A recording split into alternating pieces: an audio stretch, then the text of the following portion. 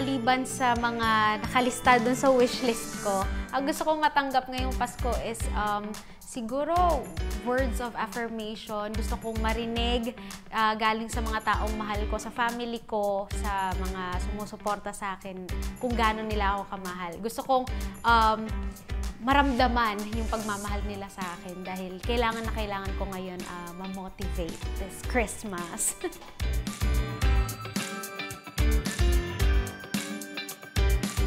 Parang same lang din dun sa gusto kong matanggap. Gusto kong magbigay naman mapamaterial or kung ano mang gusto nila. Basta alam kong magiging masaya sila at yung tipong mapapaiyak na sila dahil sa saya. Yun ang gusto kong ibigay.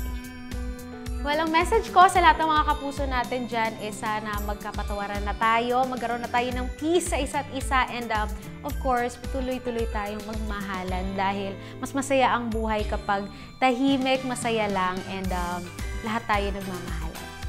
Merry Christmas mga kapuso!